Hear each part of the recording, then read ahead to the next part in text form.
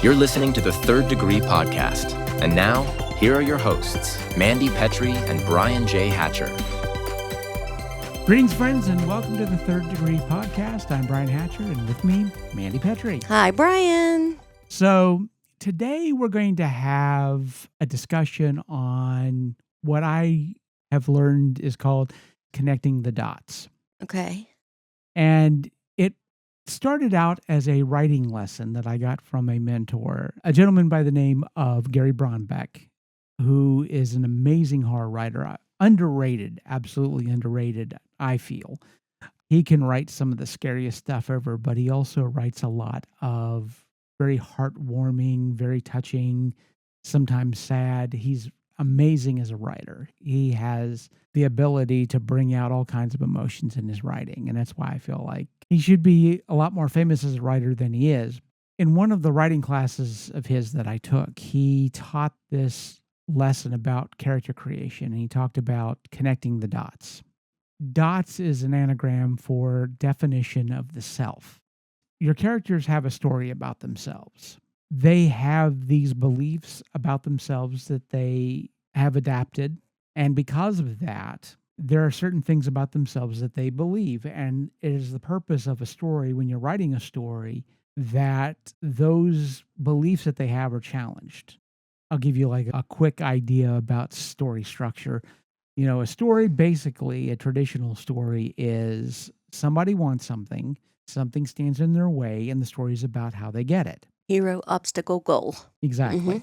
That's your basic building blocks of the story. Now, the idea of the definition of the self and challenging that definition comes from the idea that characters have wants, but they also have needs. And the want is this thing that they're going after in the story, but what going after that want helps them to find out is that they have a deeper need as well.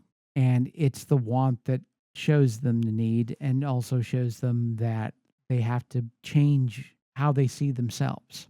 And I found this really interesting as a concept for character development. Of course, I have ADHD, so I decided to explore this a little bit more. Not just as a technique for creating realistic characters and helping to move a story, but also how much of that really plays into real life. It plays into fiction, but does this play into real life? And what I discovered is humanity, we are a storytelling animal. It's not even a matter of story is a tool that we use to help define ourselves. It is the building block for consciousness itself.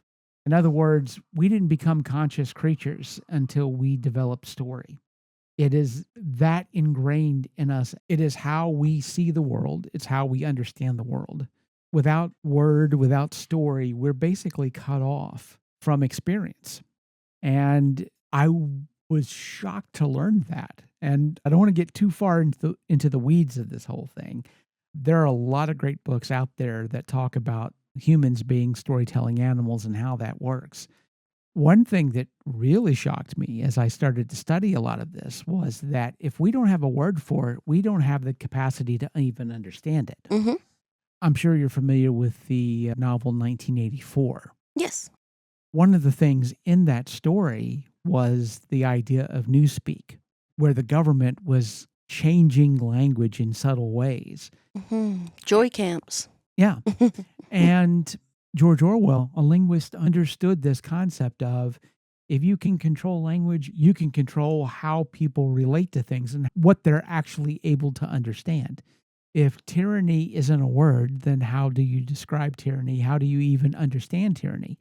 So censorship isn't even a matter of just keeping people from saying certain things, but it's also keeping people from understanding certain things.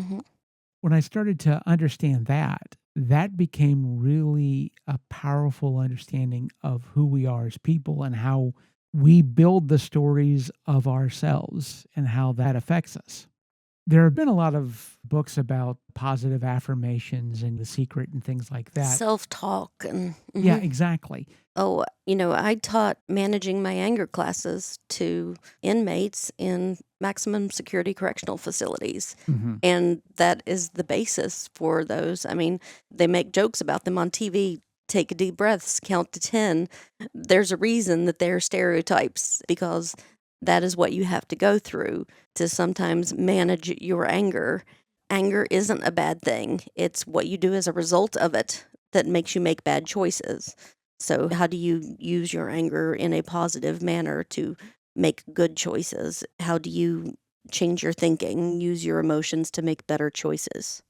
And when you talk about controlling your anger, when we get angry, we're telling ourselves a story. Something happened to us, someone treated us a certain way, and this is how we need to feel about it. hmm They're treating us with disrespect. And What they should have done something they instead should of. exactly. Yeah. And so every bit of it from the beginning to the end is a story. hmm So we're telling the story of what happened to us. We're telling the story of, in a real sense, why they did that thing to us. And we're telling the story of why we should behave a certain way because of that, because of what happened. One thing that we definitely know about stories in fiction is they have the level of verisimilitude to them, because that's the point of story. hmm But whether they're true or not, that's a hmm question. All of you behavioral therapists out there will tell us that there's a reason that social stories begin with I statements, because you have to tell your social stories beginning with I, because you know that the only actions you control are your own actions. So I feel this way, I think this way, and I can only control myself. I can't control others. Even though they did this, this is how I respond to it. Right, exactly Mhm. so. And one of the things that I find fascinating about this idea of these self-taught stories, because they are the building blocks of our understanding of the world and our understanding of ourselves. Because although we may believe that we understand ourselves extremely well, we can't even really understand ourselves except through story.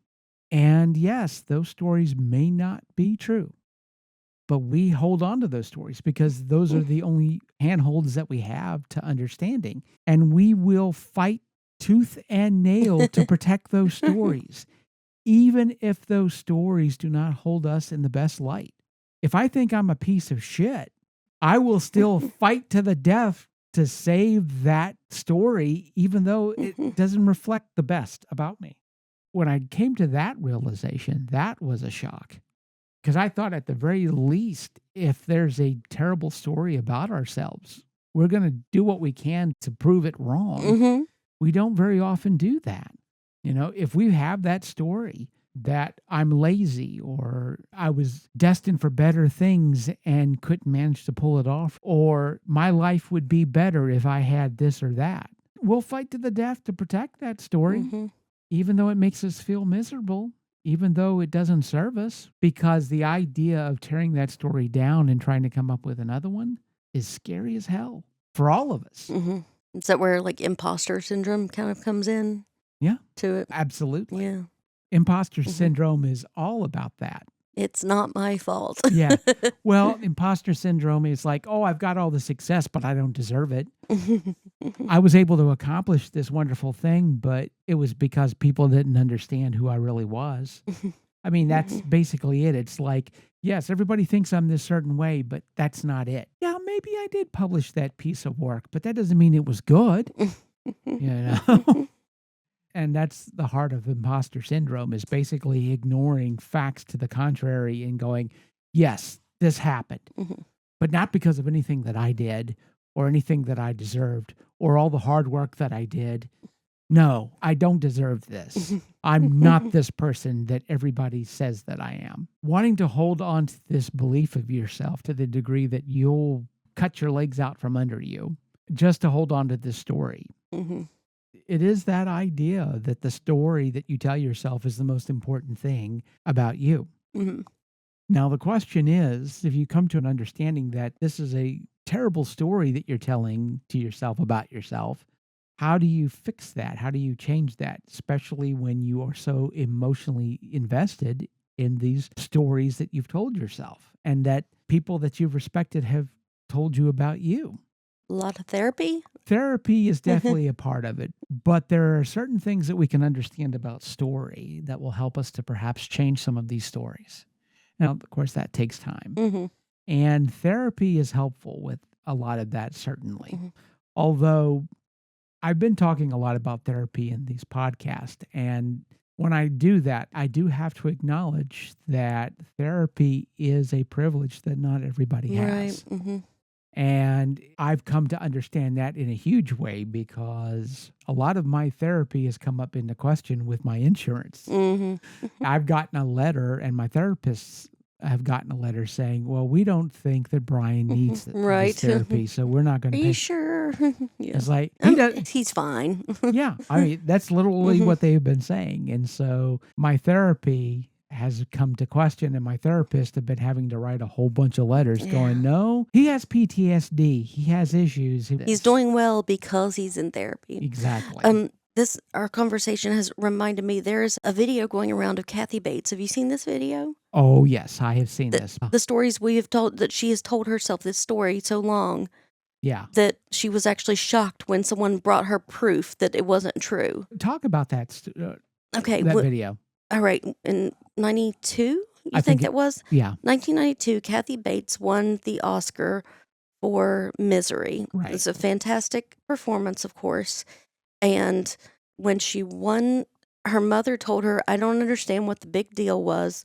You didn't solve world hunger. You didn't do any big deal. You just won an award for acting. Yeah. It's not the cure for cancer. You won an award for acting. And she said, I never did thank her that night. And the man interviewing her said, yes, you did. And she said, no, I didn't. Of course I didn't. And he said, yes, you did. And he played the clip for her. And when she heard herself, and she actually gasped because for 30 years now, she has thought that. She has told herself that she forgot to thank her mother and that her mother has been gaslighting her for so long that she didn't know. And so she had talked herself into this reality that wasn't true. Yeah. And that is heartbreaking. So that's what reminded me of, what we're talking about right now. When you tell yourself, you convince yourself that these things are true or not true. The purpose of story and the reason why we developed story in the first place is so that we could have emotional, personal experiences as if we had them ourselves.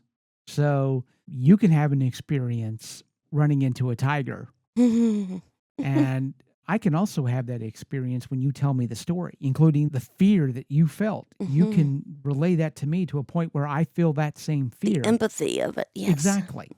And so the purpose of story is so that we don't all have to have personal experiences. Through story, we can experience those same things, and we can pass that knowledge along. Because story is that powerful, that means that other people can put stories upon us, just like Kathy Bates' mother did to her.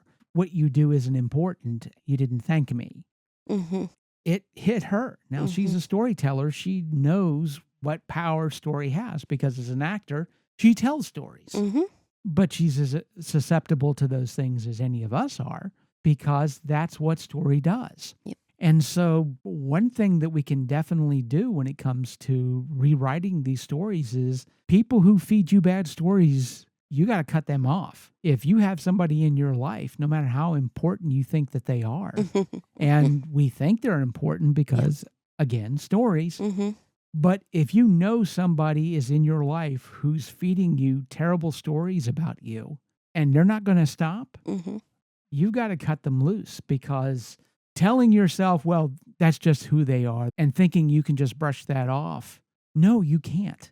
Stories are that powerful. And so the only defense you have is to cut yourself away from the storyteller. I know those are difficult decisions to make. If you have somebody in your life who is feeding you terrible things about yourself, giving them opportunity after opportunity to build these terrible stories about you and feeding them to you, every opportunity they get puts you farther and farther into this deficit. Those have been hard decisions that I've made, and I have. I mean, there are people that have been in my life for 20 some years that are no longer in my life, and I'm better off for it. And it can be very difficult, especially when it's a strong relationship. I mean, if it's somebody in your family, that can be really difficult. Yeah. But it just has to be done. And it can hurt, but you're going to be better off for it.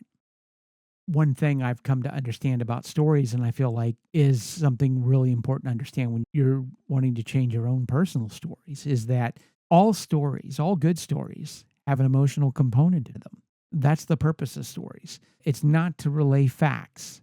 It's to be a delivery system for an emotion. You look at movie posters and advertising. What do people say about movies when they're trying to sell you on a movie?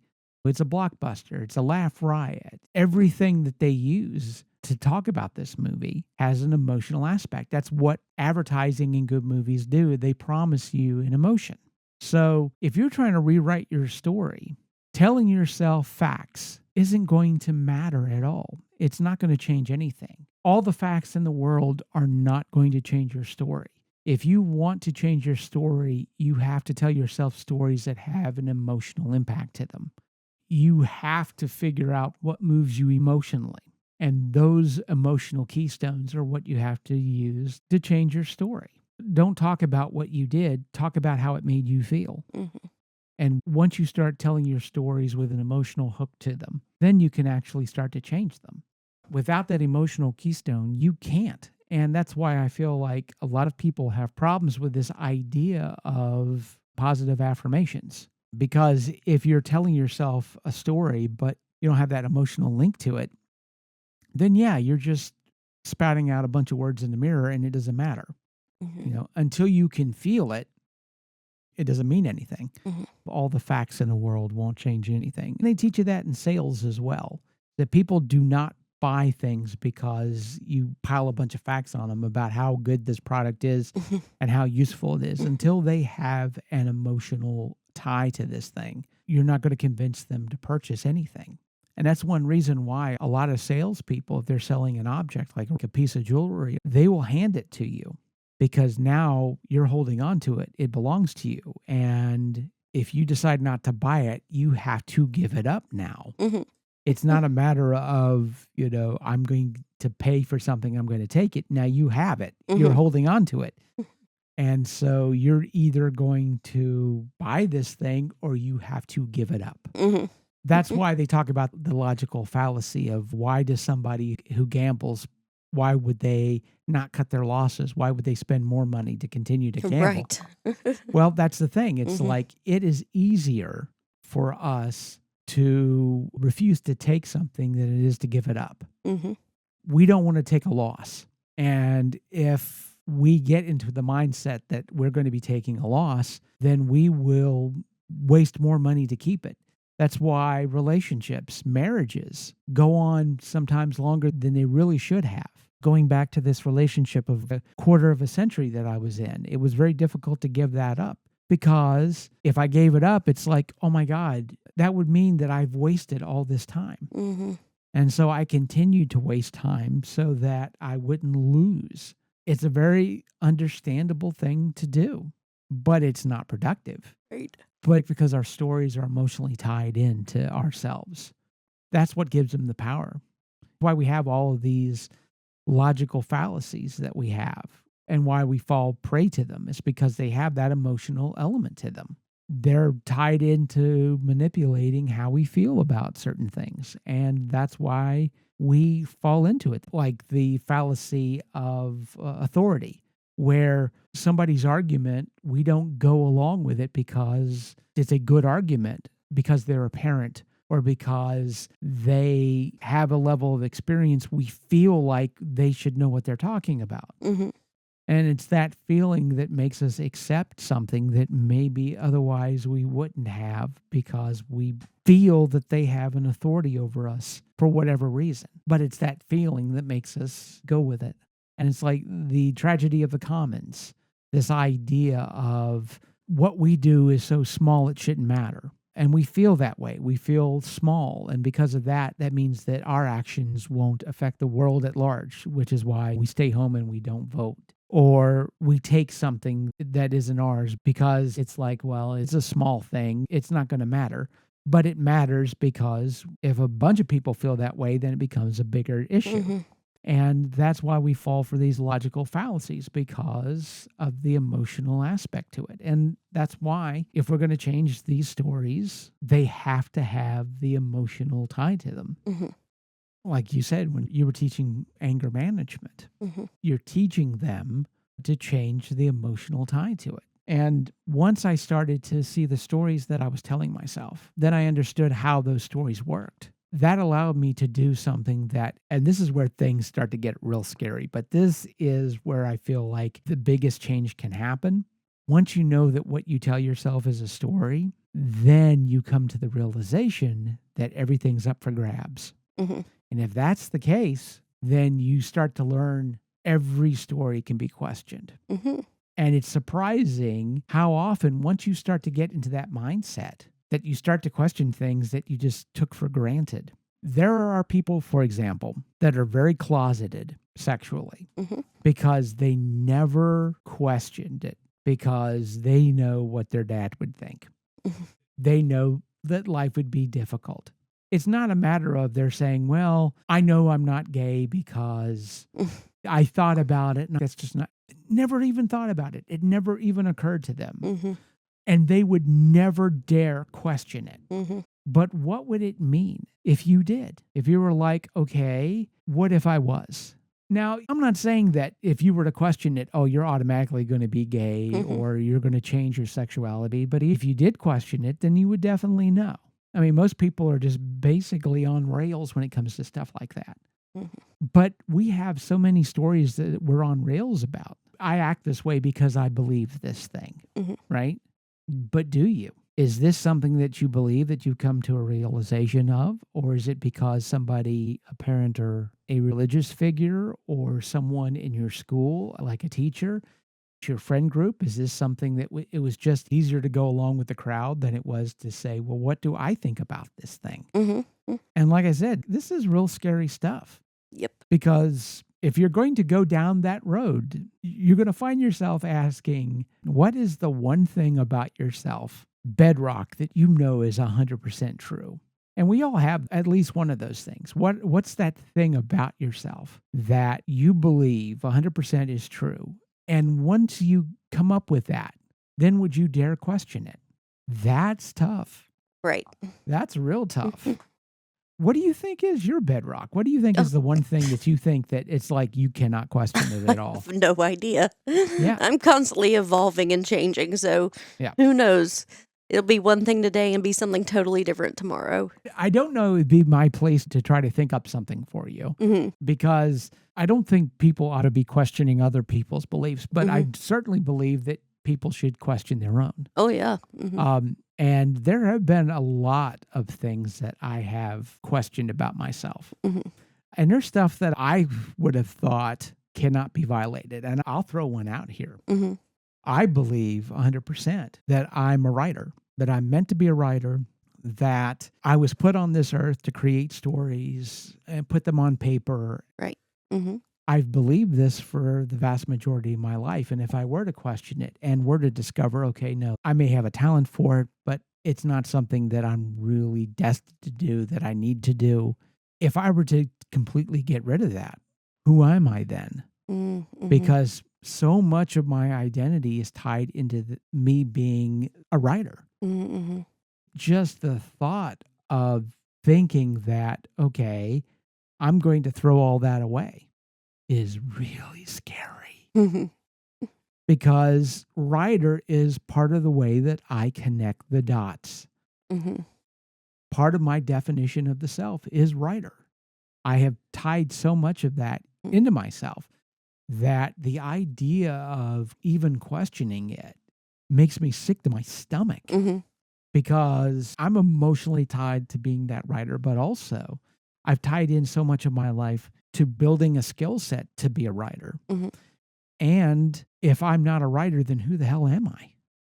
I don't have a good answer for that question. Not to say that if I were to explore that I would come to the realization that I'm wasting my time and I would stop writing. If I were to question it and see where that went, I could possibly build stronger ties to that part of my life. Allow writing to be what it is, the art form that it should be, and not force it to be something that I need to validate myself. Because certainly if your art is just basically how you validate yourself, then you're putting a big burden on your art that makes it even more difficult for you to do it. You're an artist in a lot of different ways. Yeah, I can't, that's like I'm sitting here trying to think, I can't pinpoint one thing that I could call myself like, I'm an artist, I'm an actor, I'm a comedian, but I'm okay at a lot of things. I'm not really good at one thing. So I excel in mediocrity. I've said that a lot. So I know that about myself, I could say. Now, here's the thing. Well, there seems to be in that statement a connotation that there's a certain level you can reach in something, but no higher. Does that make sense? I guess so, yeah. Because you say you excel at mediocrity. Yeah.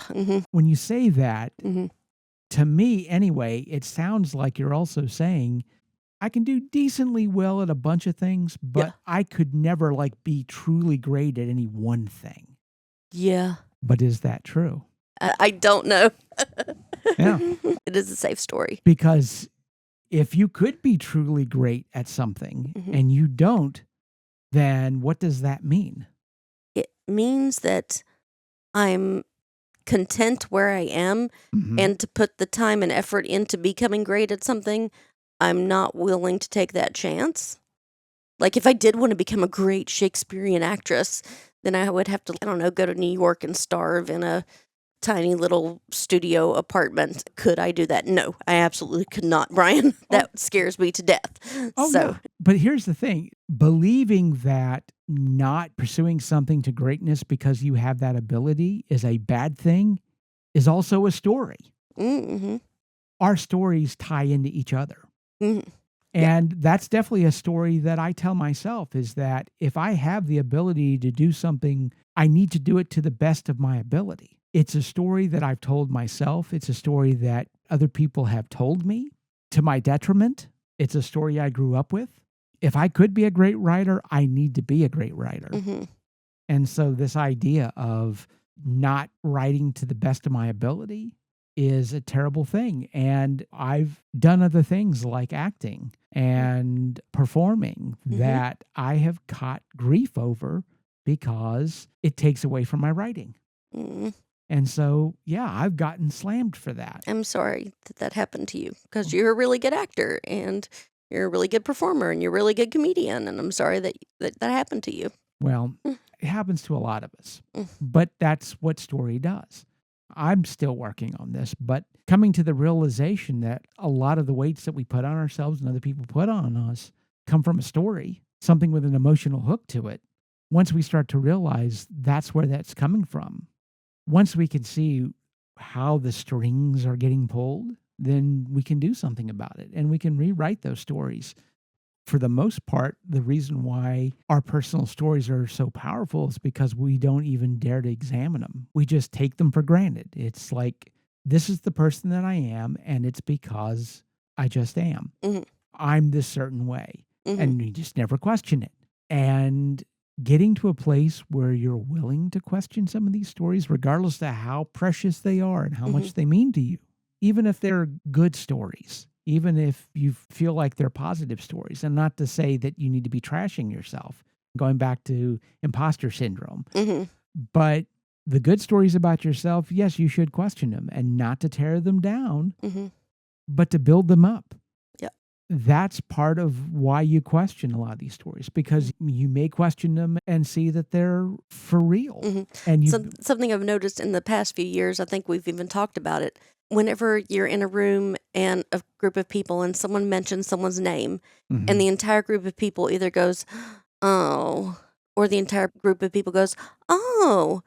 And I strive to be the second one. When I'm not in the room and someone mentions my name, and the entire group of people will go, oh.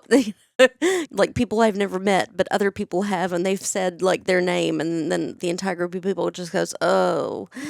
So, because people have heard stories about this person. I've never met this person, but I have a feeling about them because of the noises people make when their name is mentioned. Well, we do understand that other people tell stories about us, but the stories that we think other people tell about us is a story. Because, obviously, you've never been in a room that you've never been in and had somebody Right. mention your name and get a reaction. Yeah. So there's really no way of knowing unless somebody decides that they're going to be truthful, but at the same time, you're just getting their interpretation. Mhm. But it's also a story to say that, hey, the best thing that can happen in a situation is somebody mentions your name in a room and everybody has a positive idea about it. Well, sometimes that's a good idea. Sometimes it isn't. For example, I don't want a room full of Klansmen to think that I'm a good guy. Oh, It's right. like, he's one of ours. Or I don't want people to think that I'm a good egg because I'm willing to put myself second to everybody else. That I care so little about myself that I will sacrifice what's best for me for everybody else. Oh, he's a great guy. Yeah. Because I'm easy to run over. I will capitulate. And the people like being around me because I'm easy to take advantage of. So, no, that's not a good thing. Learning the process of how story works and how we use story to build ourselves and to understand stories aren't, for the most part, carved in stone. They're written on paper. And stories don't have to be true to be powerful. Right. We just have to believe them. And it's scary to question our stories and to realize that everything that we believe is a story. But once we come to that realization, we can start to create good stories for ourselves. It ain't easy. It takes time, but it's definitely something that we can do. And so we come to the end of the podcast. And until next time.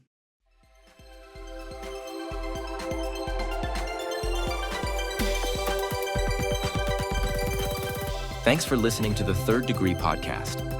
Please remember, the opinions expressed in this podcast are those of the hosts and do not necessarily reflect the views of any affiliated organizations. The content provided is for informational and entertainment purposes only. Any advice shared during the show should not be considered medical advice. Always consult a qualified healthcare professional for medical concerns or before making any health-related decisions. The Third Degree Podcast is a Hanging J production.